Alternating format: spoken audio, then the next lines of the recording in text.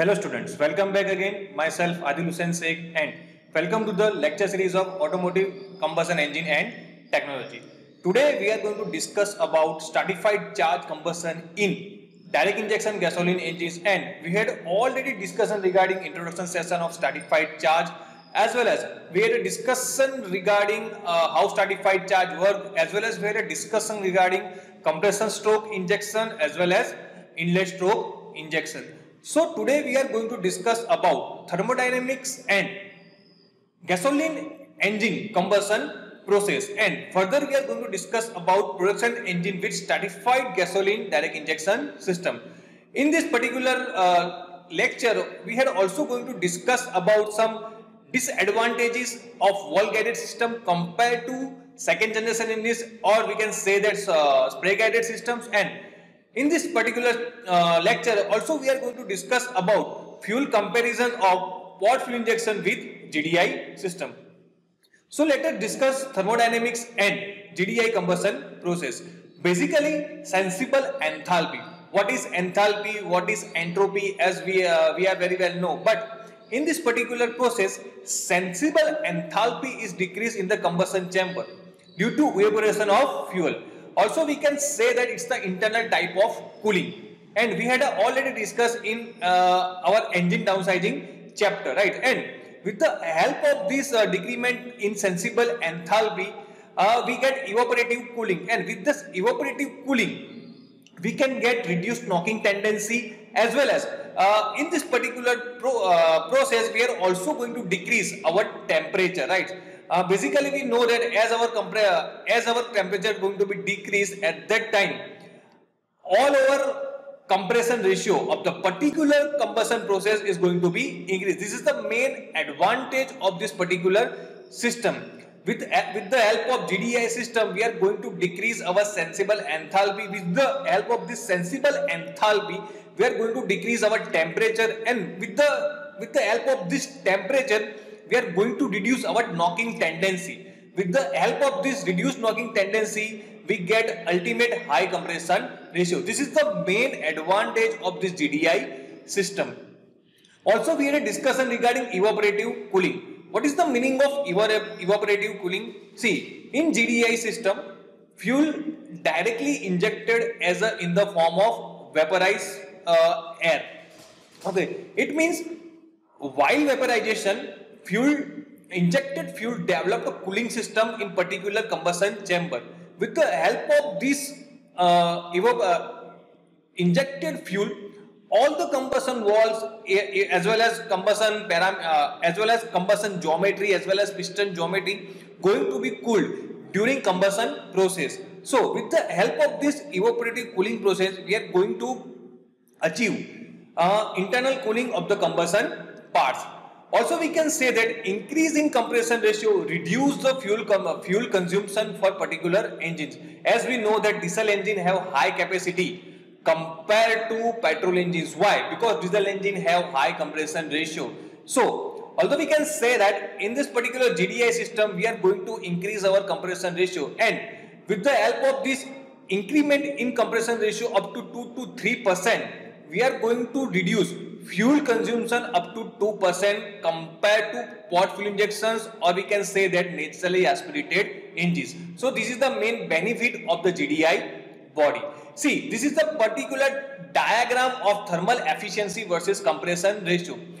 We had already know that isentropic exponent, and the exponent value of 1.4. See, pure air have an exponent value of 1.4, and if in our combustion process, if our isentropic exponent value reach 1.4 value, at that time we can get more linear mixture. With the help of this linear mixture, we can get more compression ratio, and after all, with the help of this compression ratio, we can increase our fuel efficiency with respect to compression ratio, as well as we can say that this is the most advantageous process in our combustion process. Okay, you can see that thermal efficiency versus compression ratio graph. We have an isentropic value of 1.2, 1.3 and 1.4, right? So up to 1.1, 1.4 we have a maximum thermal efficiency. Okay, Now, in this particular chapter, we are also going to discuss regarding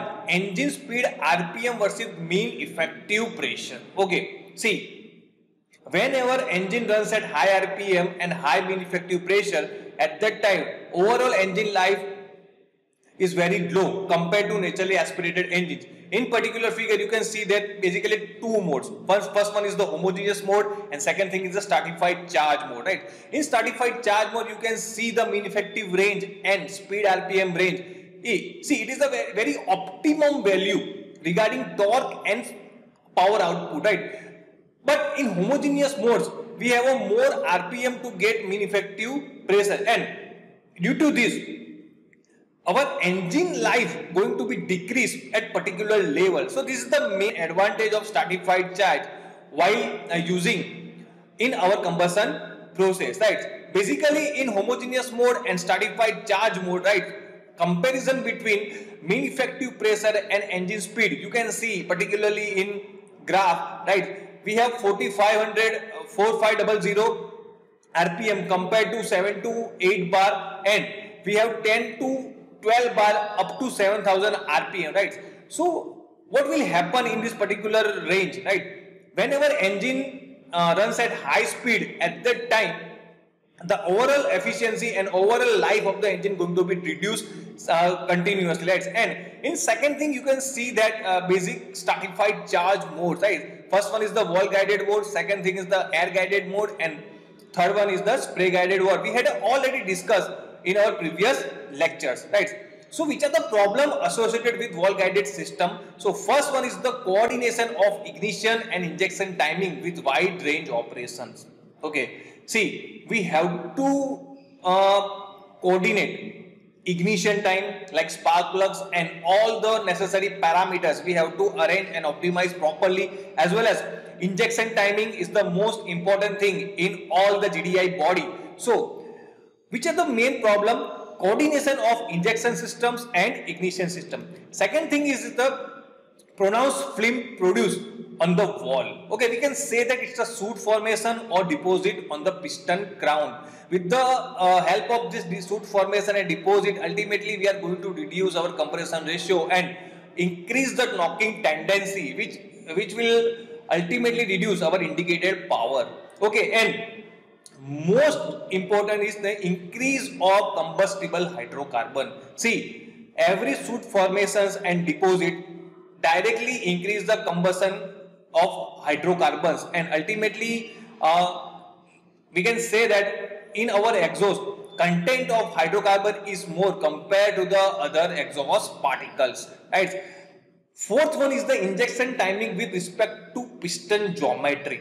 Okay, see, we have particular shape of piston in our wall guided system, right? So we have to set our injection timing as per our requirement of piston geometry, right? Sometimes it may require advanced timing for injection of particular fuel at a particular cam revolution, right? So injection timing is the most important parameter while we are using wall guided systems, and it is also main problem associated with wall guided system. Next one is the due to spherical shape, large and heavy piston compared to the conventional pistons. Okay, means piston weight is higher, right, in particular wall guided system compared to naturally aspirated engines and spray guided systems. So overall weight of the systems is going to be increased in wall guided systems. So these are the main problems associated with the wall guided systems. Okay, and